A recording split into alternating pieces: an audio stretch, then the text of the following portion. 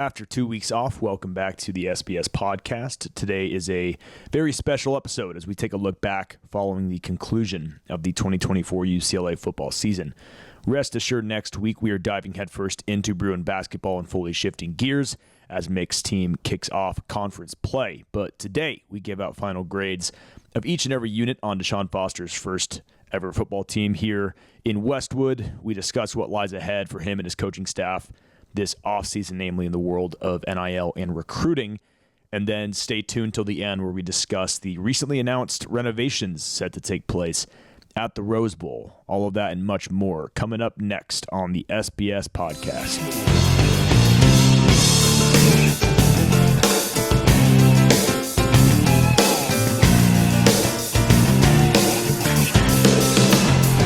You ready to go? I'm ready. Cool, dude. Kyle, how are we, sir? I'm good. Can't complain. UCLA Bruins ending the season with a dub, so love it. This is the first time we've tried this lineup. We've done you and Keon and me. First time doing Ross and Cal. Let's go. I think it's going to be good. Well, I mean, given this is our first episode in 2 weeks now, I mean, we're going to have plenty to catch up on, most notably being what you just said. UCLA's football season has come to an end. And the Bruins finished, 5-7, I want to say? 5-7, did not make a bowl game under its first year with Deshaun Foster, although they did finish with a win over Fresno State. So, yeah, talking about the Fresno State game, I feel like this was sort of a game that had almost no upside and a huge downside should UCLA had lost that game. You know, I don't think beating Fresno State really does much for UCLA from like an offseason momentum standpoint. I mean, it's certainly not winning you any recruits and obviously not sending them to a bowl game. But having said that, had UCLA lost that game, any sort of like program morale heading into the offseason just plummets into disarray. Yeah. So we got the curse off your back, most importantly. Yeah, right? I can say I've lived to see UCLA beat Fresno State, which was great. Disaster avoided in that sense, and it was close for the majority of the game, all the way basically down to the very end. I mean, they were down 10-6 at the half, which was a little sketchy.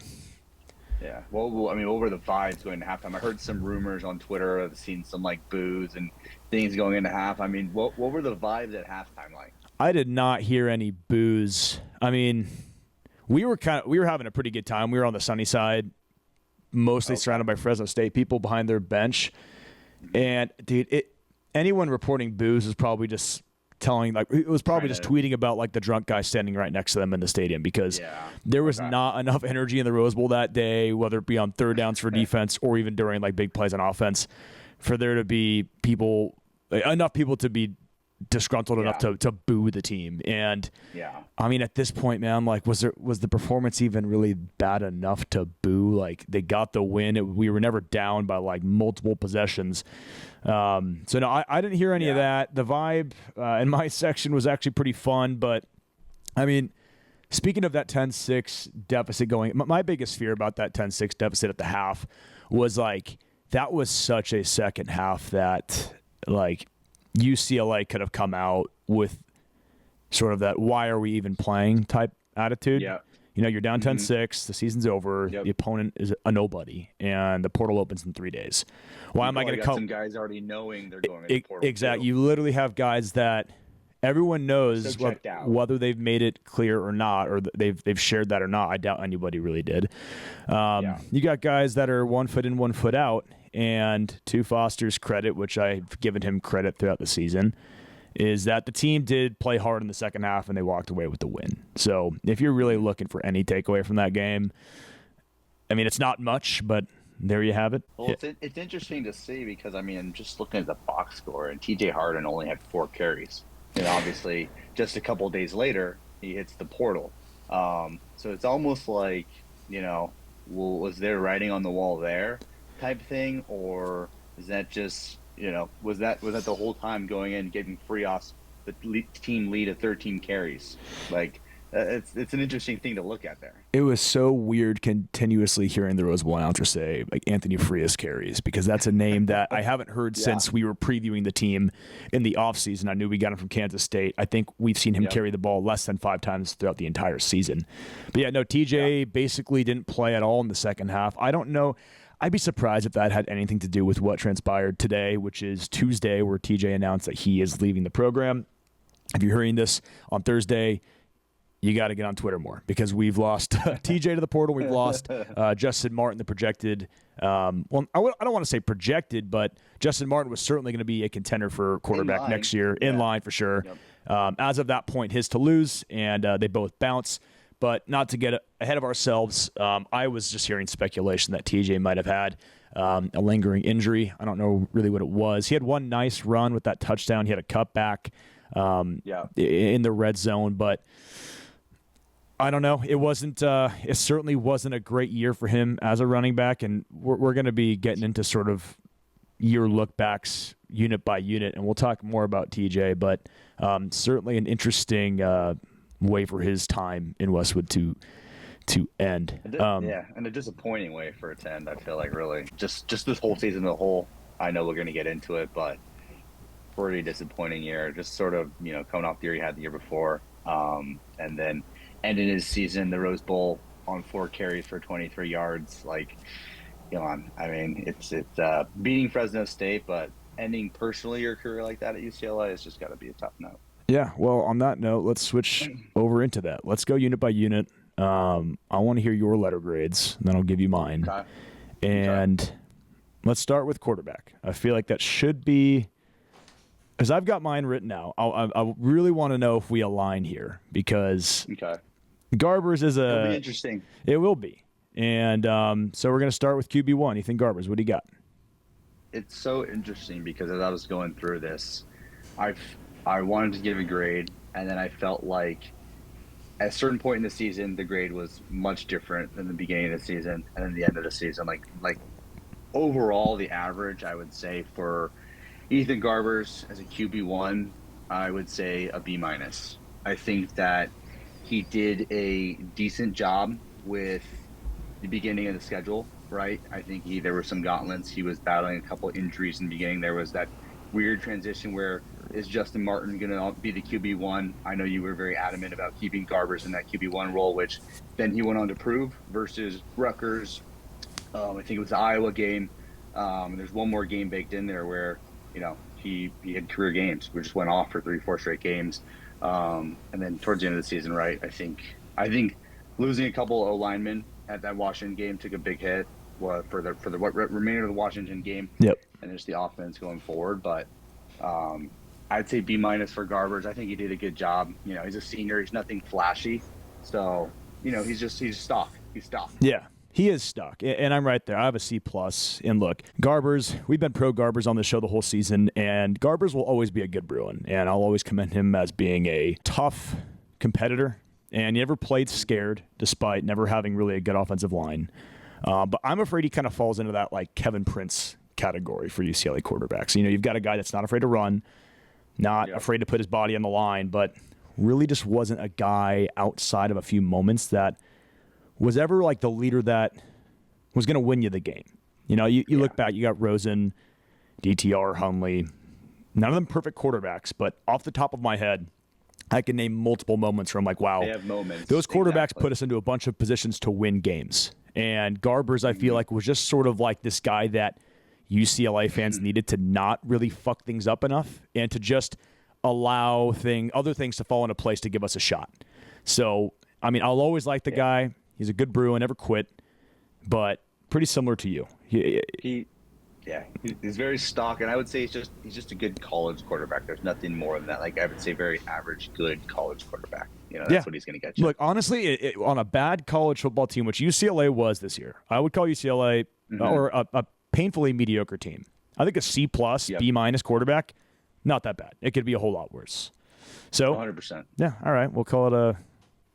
Fine, we'll be nice. B-. I'll let you go first for this next one. Oh, God. Running backs. that moves us to running backs. And, yeah, I think you have to go for F or D- here. Yeah. What did you have? Yeah, I mean, I had an F. I mean, Yeah. I was preparing for this episode at the statistics, just overall for the entire season as a whole. We had just over 1,000 yards rushing across everyone. Crazy. And we had 4 total touchdowns. There were 4 total rushing touchdowns this year. Are you serious? 4 total rushing touchdowns. Including Garbers? No. Yeah, 2 from Harden, 1 What? from Garbers, and 1 from Keegan Jones. 17 completions. I think it's easy to get it conflated because running backs catch touchdowns pretty often. That doesn't get included. That's true. But we're talking about the running game here. Rushing. So, yeah. Running the rock. 4 touchdowns over the course of a season is an abomination. 338 carries, just a little 3.1 yards per rush. How many times have we seen UCLA running backs in the last 25 years score 4 touchdowns in a game? I could name a few off the top of my head. I mean, dude, to your point, UCLA, they finished in 2024 130th out of 134 FBS teams in rushing yards per game. And, dude, this was a backfield that consisted of program veterans. And, I mean, you got Keegan Jones had been in the program for a while, so had TJ Harden. You had a couple of newcomers, but all things considered, that is nothing better than absolute failure. And I think if there's a unit grade that is like the biggest indictment of this coaching staff as a whole, you're going to find it like here with this group, because this is a combined indictment of bad play design, so Bieniemy, bad blocking schemes, and just coaching from Castillo along the offensive line. And then, of course, Foster, he assembled this staff, he assembled this offense. And then last dude, TJ Harden. And I don't want to shy away from criticizing a player here, especially one that just bounced into the portal today. He did not look good this year, and he was hands down running back 1. He was the go-to guy. This season, I don't know what happened, but just looked like an indecisive running back. He never really had the size, and he was reported to have kind of a poor offseason, and I think it showed throughout this year. And hell, throw the genius strength and conditioning coach into this group. He's the guy that flipped off SC going into the half 2 weeks ago. Throw him into this mix. I mean, TJ looked like he took a step back physically. He didn't look any stronger or more physically impressive, so everybody gets an F here. This was bad from the players to the coaches to the scheme. All really bad stuff.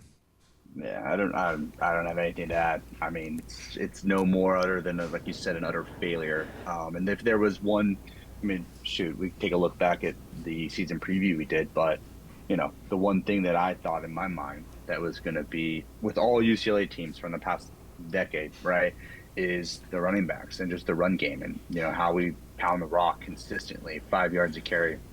And next thing you know, I think we averaged maybe just a little over 3 yards a carry as a team, right? So it was a failure. Well, it's just when you consider the move UCLA made to hire Deshaun Foster and then bring in Eric Bieniemy, it's such a head scratcher that this is the F out of the units. Yeah. It's 100%. It's one thing to promote your running backs coach. He doesn't really have a whole lot to work with, and you got to give him at least a year to get that going. But this was a running game that was more or less the same personnel-wise as it was last year under Kelly. I mean, you had... What we rushed for last year? What was that? You know what we rushed for last year? What is guess. 26, 25? I don't know. 25.73. 25, wow.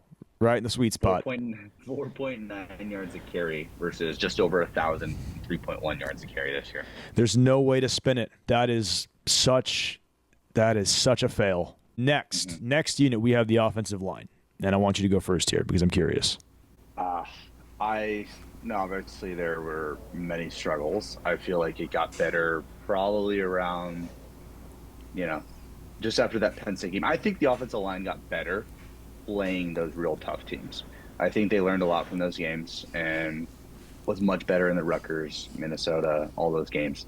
I would give them a C-, personally. I think that there were many struggles and obviously battled a lot of injuries throughout the year, but I think that, like you said, there were returners here. There were players with experience that had played in, not the exact same system, but right, UCLA played at UCLA. And when you can't run the ball, I mean, one, obviously it's on the running backs, but who's blocking for those running backs? It's gonna be the offensive line. Yeah. Like you're spot on, because I feel like a bad running game and the offensive line, those go hand in hand. And if your running backs are getting an F, then the offensive line certainly isn't made up of a bunch of valedictorians. But I mean, having said that, yeah, this isn't quite an F for me. I'm giving them a D plus. So we're pretty similar. The run blocking was terrible. Go ahead. Yeah. I'd say the pass pro is decent. That's what I was about to get into. I think the run blocking was bad all year, save for, I think, the Iowa game. They somehow improved there for that one. Like very, so weird. But I will say, that mid-season personnel shift that we saw after those first few games, that was right when the gauntlet got going. I think, looking back, just from the way that unit performed against Hawaii, oh boy, I think saved this team from at least 2 more additional losses. I mean, that had to happen. The pass pro at times, like you mentioned, was actually pretty decent in a few games. And I think you actually saw some throughout the year, some pretty admirable performances by guys that had to step up, like Sam Yoon at center. That mid-season, moving a guy that hasn't played any meaningful snaps into that kind of role, that not being a disaster, which it wasn't, is a win. And Nicky Prongos at left tackle, I thought he played as well as he could, given his limited just size and probably skill. I'll go out on a limb and go with a D plus this year. I mean, that's obviously terrible, but it was almost kind of doomed from the start, man. And I think it falls square on Coach Castillo's shoulders, because we talked about this unit bringing back multiple starters, but guys like Carlin, Holstege, and DeGiorgio, none of them looked better than the previous year. There were all these reports. I don't know if you remember reading them. They all gained a significant amount of weight. Like, a lot of fat was put on this offensive line. And that does, I don't know if this was, we're going to the Big Ten. We've got to bulk up to play against these Big Ten defenses. But lesson learned that a fat offensive line does not mean a good one, because you need some athleticism. I don't know if that was, again, us trying to force ourselves to pretend like we're this corn-fed team, but mobility and athleticism, it turns out, is king anywhere.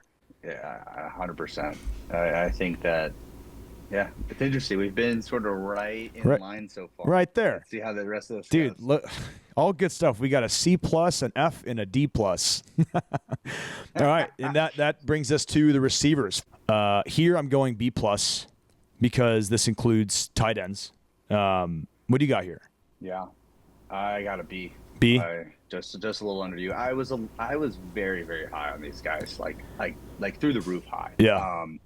And like guys like J. Michael, I think, Rico obviously battled a lot of injuries. It's very high on him, but Monteval having the year that he had, Logan Loya, Quasi Gilmer was an amazing bright spot, which we're very excited to have back. But guys like J. Mike, man, like it just hurts to never really see someone with that much talent get going while he's on your team. I'll die on the hill that I think J. Mike is maybe the biggest waste of NFL talent that we've seen at UCLA, and that is, I mean, looking back at the Moore years, I mean, that is absolutely saying something. I mean, it was the games that UCLA and Bieniemy decided to incorporate him and run the offense through him. It was like, where has this guy been? And then there's the catches he made in the SC game. Like, oh my God, insane athleticism. He looked like one of the best receivers in the country. And then Fresno State, he had 2 or 3 catches, one of them being that insane, dangerous throw by Garbers in the end zone for a touchdown. But you've got that. Maliki Monteval, I think, deserves a shot on an NFL roster, no doubt. I think that's 100%. Someone that we're going to miss dearly. Logan Loya, I think he should have been also. He should have been incorporated more, but when he was really just kind of who we've always known him to be, and that's that sure-handed third down insurance policy guy. Reliable. A quarterback's best friend. And then, I mean, dude, you go through these names: TMA, Quasi, Rico. I mean, this whole unit, I think, was sadly wasted, and that's to no fault of their own. I think it's due to, again, a number of things. Bad game planning, average to sometimes below average quarterback play, and of course, zero running game. You're not going to have a defense respect the running game. They're going to play the pass. And this unit goes from an A to a B plus just like that. I think we saw a lot of that, especially against some of the better defenses like the Penn States, the Oregons, and the top teams.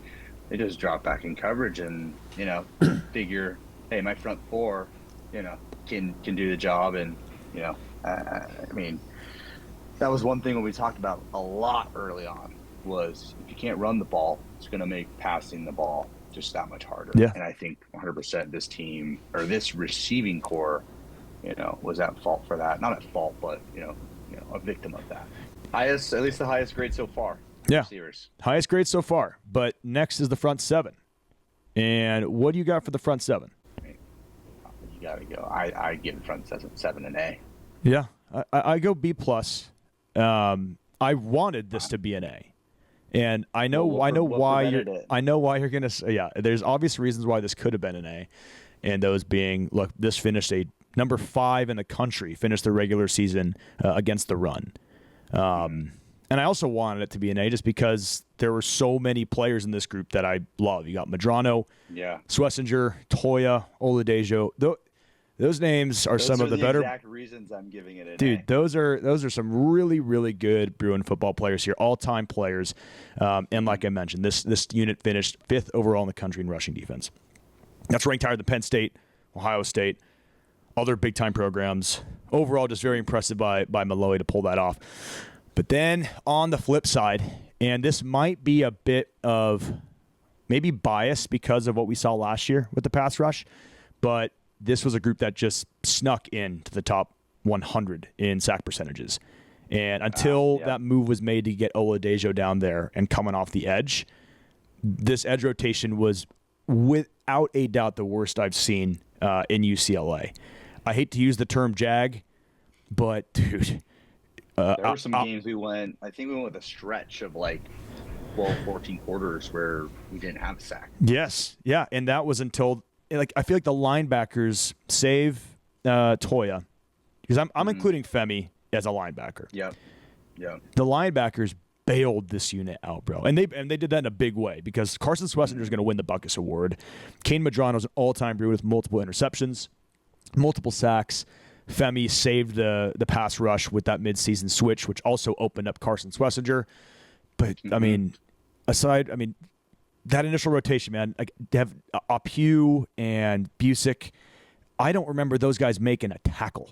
And you have that stretch early in the season when, like you said, like 15 quarters without a sack. Yeah. I feel like had that unit been anything less than dreadful, they might have stolen a game in that initial onslaught early on in the season. I mean, it could have been the LSU one, but that was kind of my point. Yeah. That dude, one sack can change a game. I mean, a sack is it's a drive killer. It's a drive killer. It injects energy into a defense, into a sideline. So the highs of this group were so fucking high, and one of the best linebacker units since the turn of the century, and that is a massive statement given the linebackers we've seen come through this program. But the lows were so bad with that initial edge rotation, and outside of Jay Toya, I couldn't really name. I mean, we had Keanu Williams go down early. I couldn't really name any of the other guys that filled that spot. I was going to say, could you imagine what this rotation would look like, the linebacker rotation, if, like, say, Schlesinger went down or Medrano had went down? I mean, keeping those guys healthy were such a key aspect, to the season. And those dudes were banging. I mean, just the toll that Schlesinger took with, I don't know exactly how many tackles he finished with, but yeah. And it could have been more because get hurt at some point. Schlesinger was not a starter to start the year. Yeah, which is insane. Because he ends up. We've been doing the Eric Kendricks comparison all season long, and I'm taking the 2014 Eric Kendricks season because I consider that his best because he won the Butkus that year. That UCLA team played in the Alamo Bowl, so one extra game than this team that Carson played on. Carson finished 11 solo tackles short of Kendricks. They both had 2 picks, and they both had a punt block. So you'd have to think, That's bro, insane. if Schlesinger had at least A, played in an extra bowl game, and then B, started.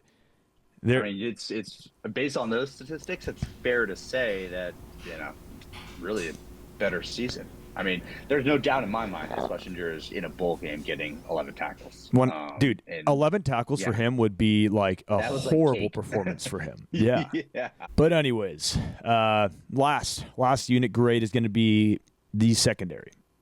And this kind of was hard for me. I felt like a C was fair.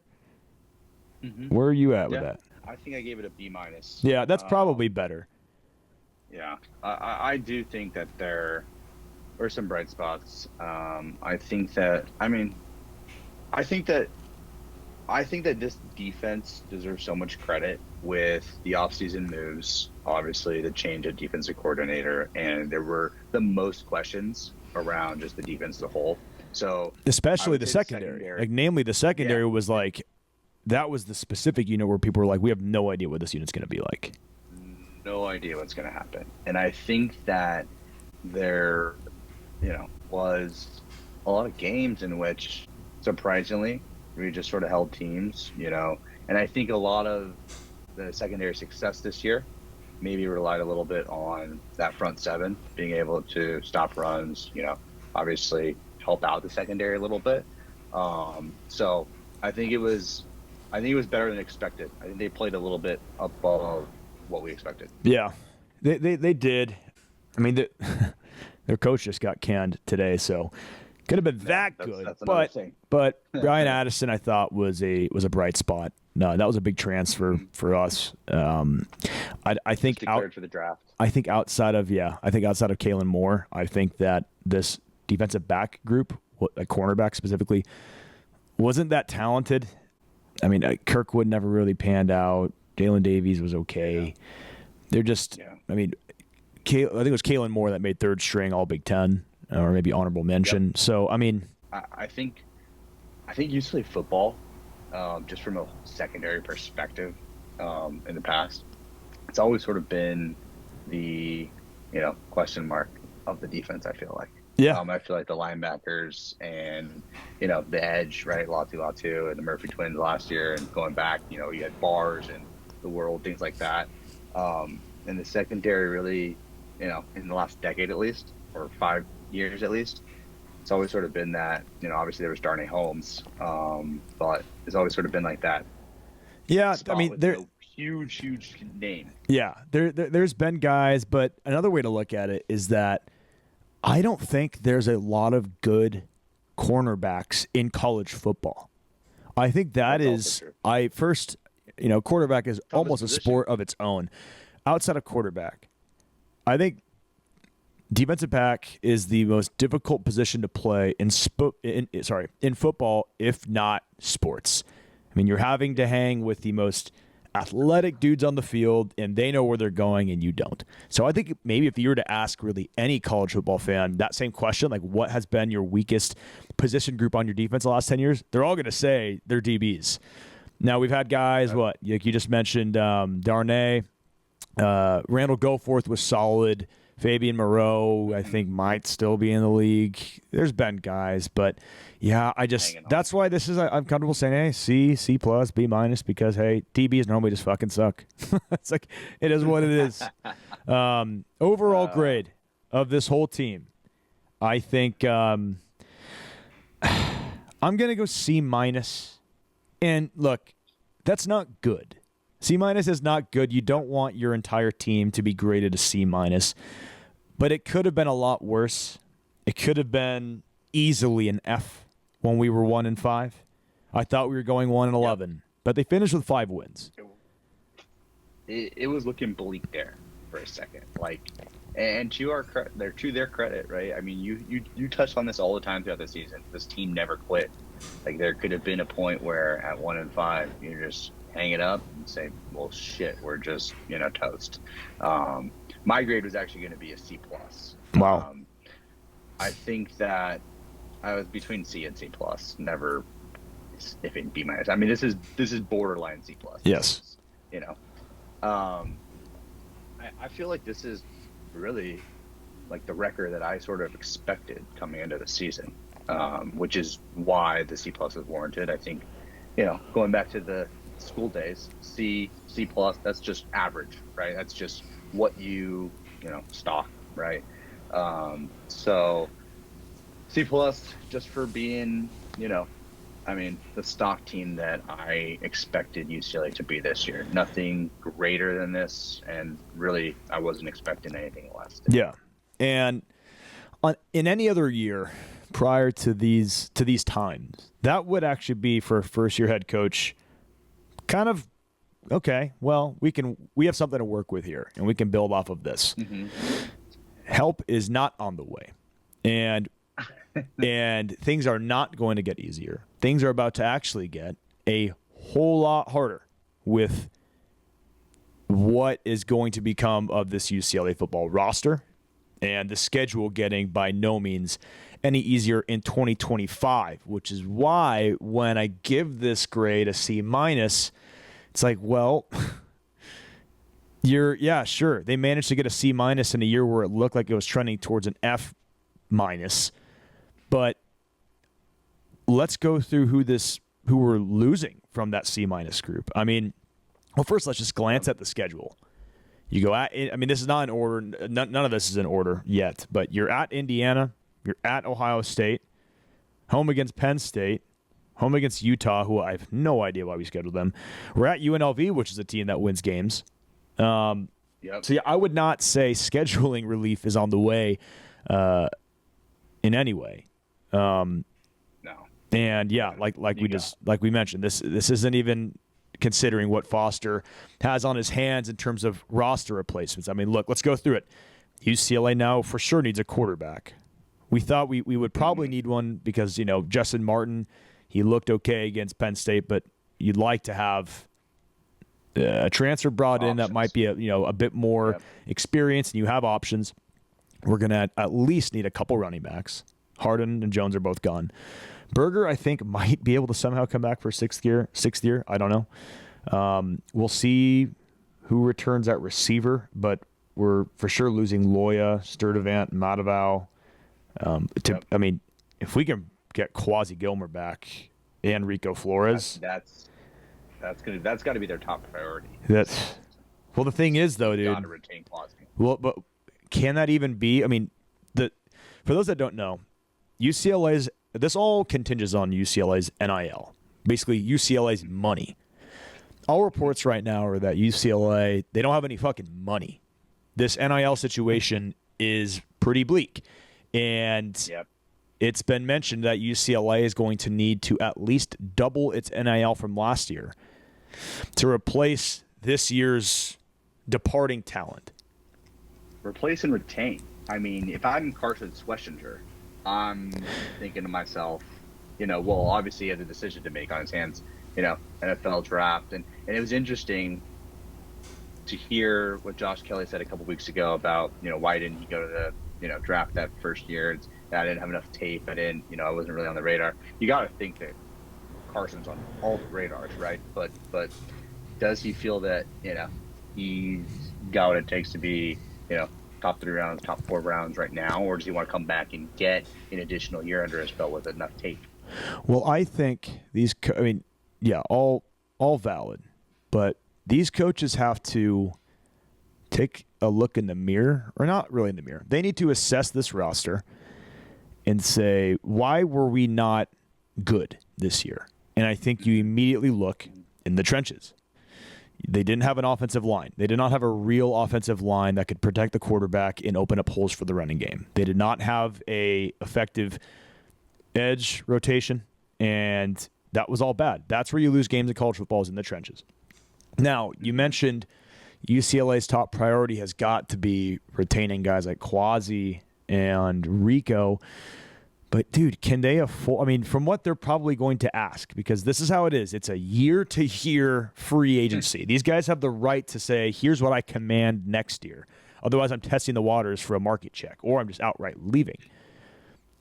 From what they're probably going to ask for, can UCLA afford to hang on to guys like Quasi Gilmer and Rico Flores? Or do they instead have to basically say, look, man, we're going to pay you what we've been paying you, and we have to put all new additional resources that they still have to go out and fundraise towards an offensive line, towards a left tackle, towards a center.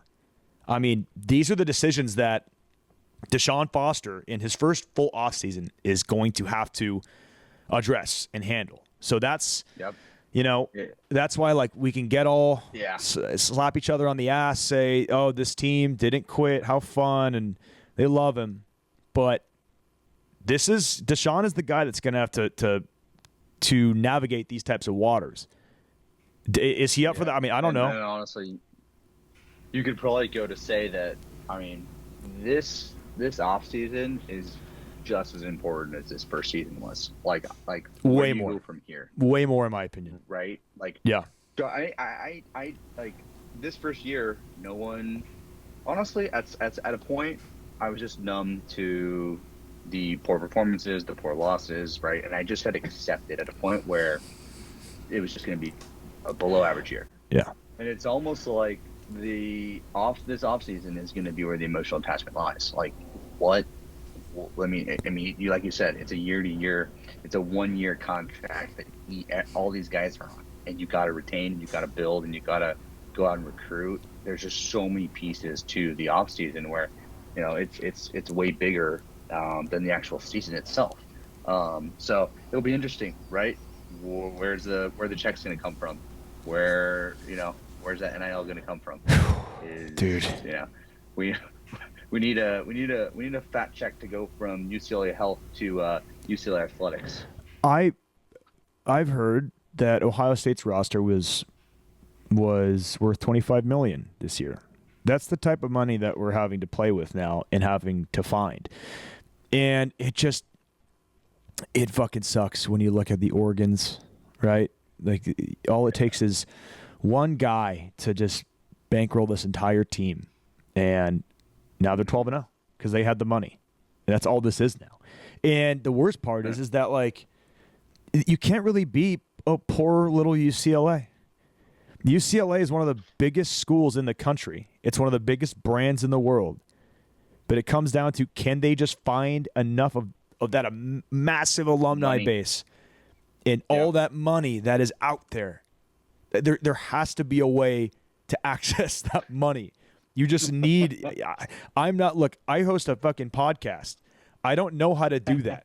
But it's up to if you're a serious football program. The SBS podcast isn't donating $20 million this month? Dude, if I have to get involved, I will. But my point being is that, do I have the answers? No. But if you're trying to compete in Power 4 football, it's up to people like the athletic director to put together groups of people, smart, creative people, to find ways to tap into these resources. UCLA has freaking resources, dude. And that's the worst part about it, is that we're not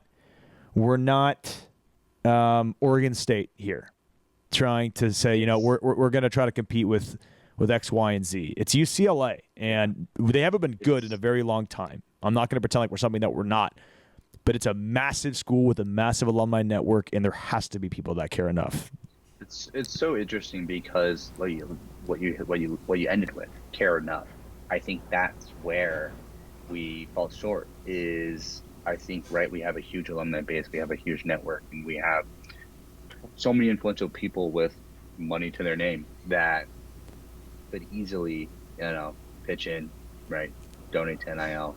And I think where the difference is, when you talk about Ohio State, that network and that alumni base, a little different, but the passion and the care for that football team or that basketball team or that baseball team, it just seems to be a little different. I think we see that with, lack of attendance at the Rose Bowl, lack of attendance at Pauley, things of that nature. And I think that, I would have to agree that Martin Jarman has done, a bad job at rallying people to, it's tough.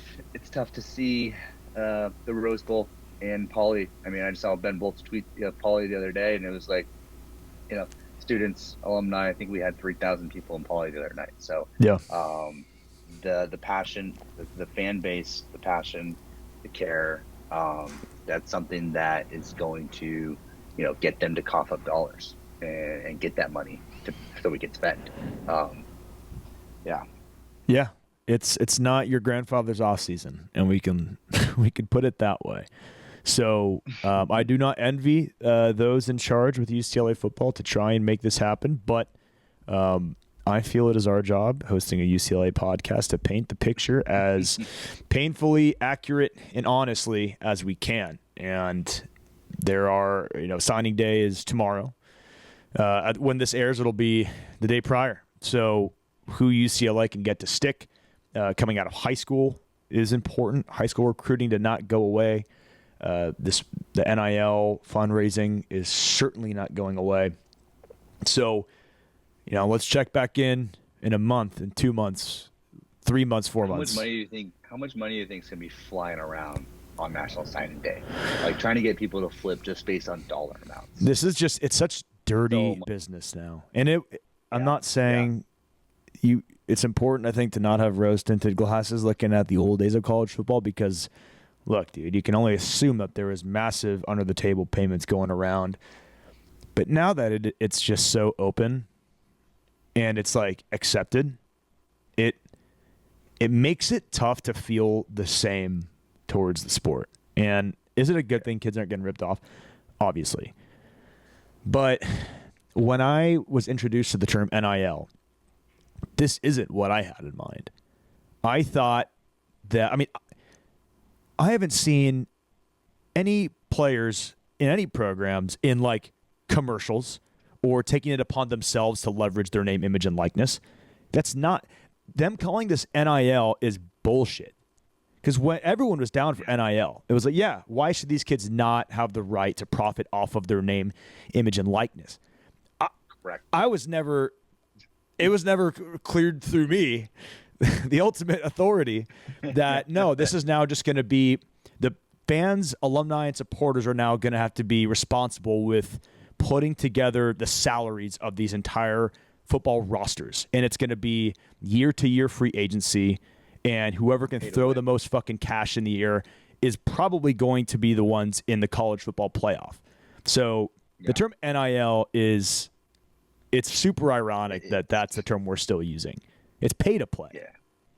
That's not what it is. Yeah, it's not NIL at all. No. It's pay to play. And it's so interesting because you get a company that, everyone has an affiliation with some type of university. Like whether you're a business owner, whether you run a ginormous corporation and have money, like you can just say, oh, my company is going to back these 5 players, your quarterback, your running back, your best receiver, your best, guy in the secondary. And I'm going to call it a check from, so-and-so's dealership. And they're going to get, they'll have to do like one thing for me a year.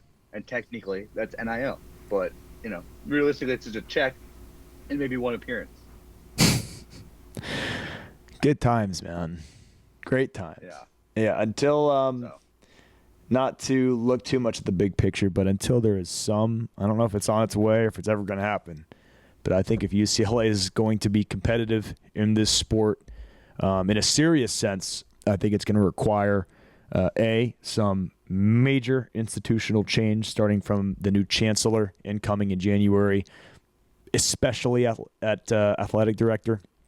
And then probably most importantly, some change to just this entire landscape, because no matter how much UCLA cleans up its act, it's going to have to get its supporters to throw out more cash than Phil Knight and the Ohio State Alumni Network and Michigan's Alumni Network and Alabama and Georgia. Is that ever going to happen?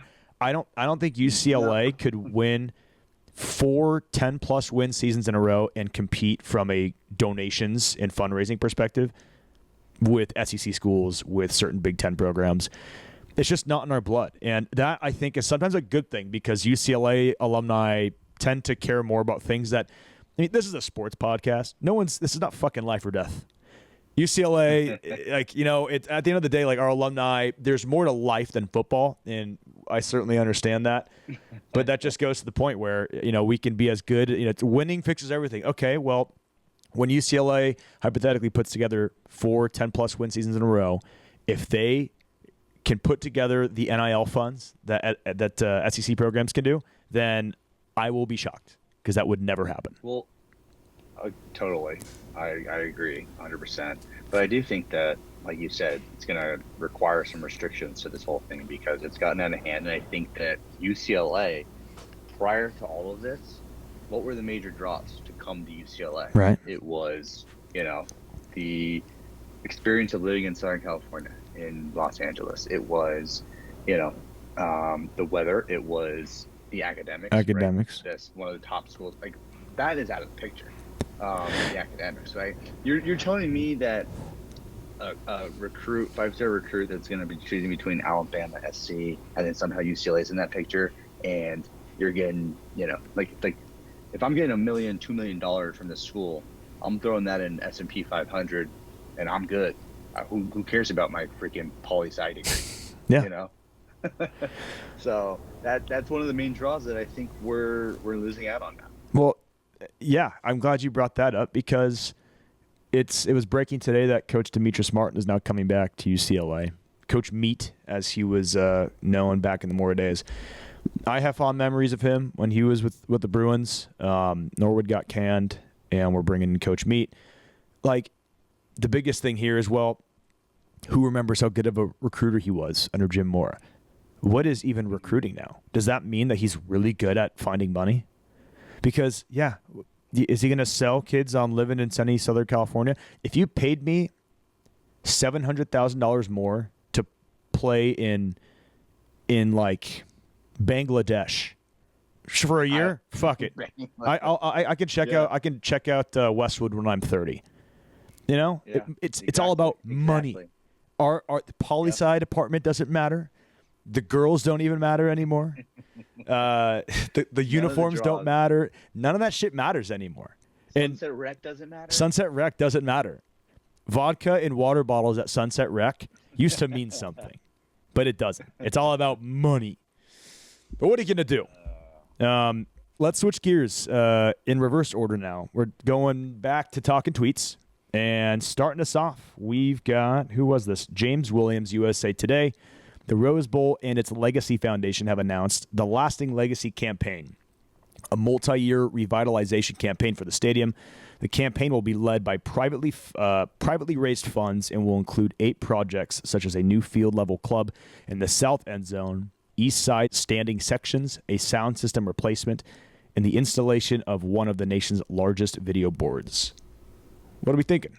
I don't think that this has anything to do with UCLA, right? This is all for the World Cup that's coming in, I think it's 2026, and the Olympics, right, in 2028.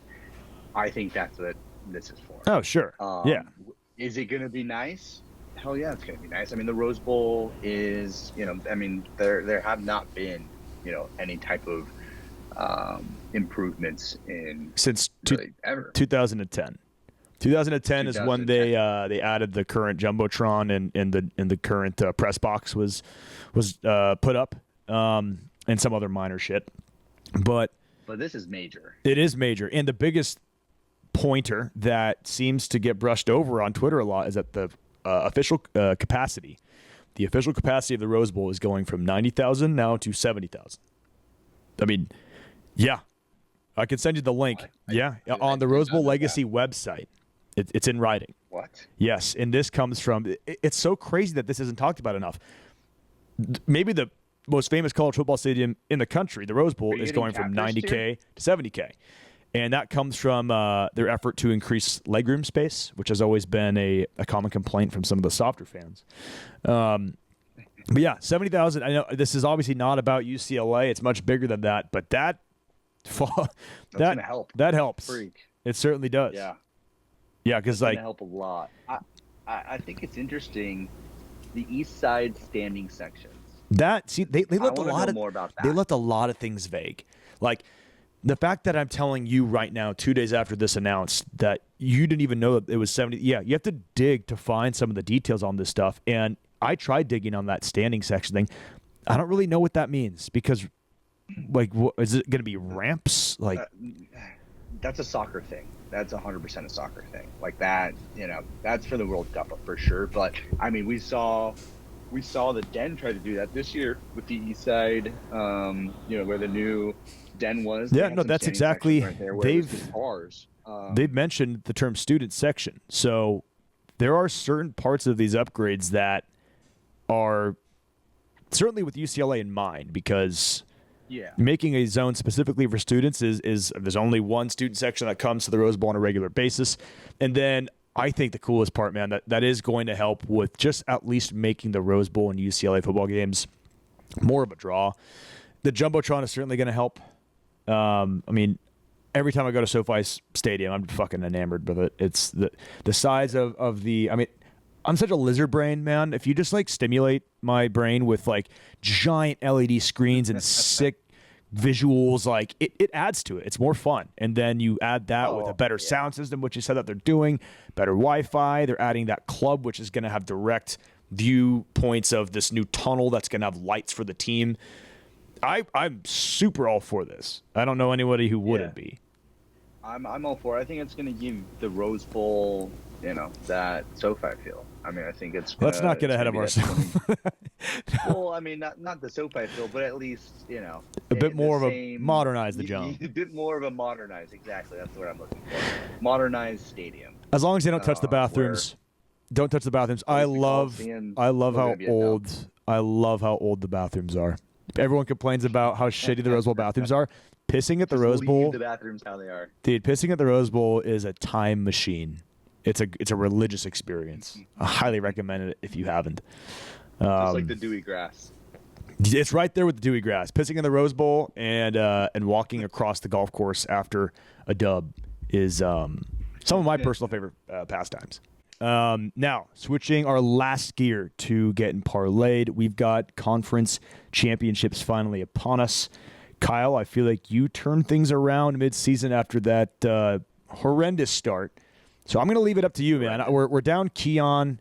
I don't want to go head-to-head with you. So all right, give us the picks, man. Well, hopefully this hits. I'm going to go start off with the Big Ten, Oregon, Penn State.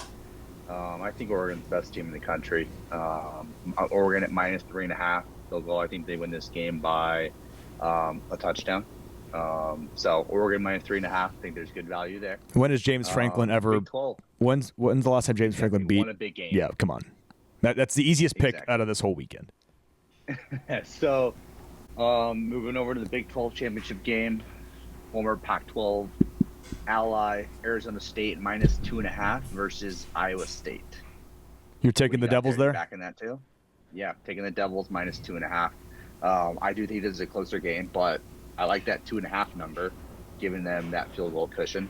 I think I've been jealous of ASU this whole year. I mean, what a turnaround from the Sun Devils going to Big 12. Obviously, probably the most soft conference of all the Power Four. But I like ASU in this game. Big game, Georgia in the SEC championship versus the Longhorns. I think Georgia's gonna. I mean, did you see that game that Georgia had this past weekend against Georgia Tech? That was playing two games. I mean, holy shit! I hate the new overtime rules. I think it's so fucking dumb. I don't think there's anything wrong with the old format or old rules, I should say. But I do feel like in the SEC title game, there's always ends up being some sort of rematch, and it's always different. It does feel like that. Yeah, it does feel like it's a different outcome oftentimes. But I'm going to back Georgia here. I think if you get Georgia with the points, you can't really pass them up. And the ACC championship, I will be completely honest. Out of all the conferences that are out there, I never watched the ACC. I think it's fucking pointless. But Clemson, SMU -2.5. I think that's just a fun pick. Personally, I think like fucking whatever. Fun pick. I think Dabo's sort of washed, and that's that. All right. Well, Kyle has got to make his way from Pasadena over to Westwood to watch UCLA play Washington at Pauley Pavilion. So we've got to wrap this up. But thanks again, as always, for tuning in, especially throughout this football season. For those that were with us from the beginning, it was an absolute roller coaster. And if you did tune in for all episodes, we cannot thank you enough. And we are super excited to get this going for basketball because I feel like the season starts tonight against Washington. This is when 100%. No more cupcakes. I'm excited. It's time to lock in. No more cupcakes. Yeah, Washington's a good club, so we'll see how it goes. All right. Well, thanks again for tuning in. We'll get you next week recapping the Washington game tonight as well as Oregon on Sunday night. So we'll catch you then, and go Bruins. Go Bruins. All right, Kyle. All right, Ross.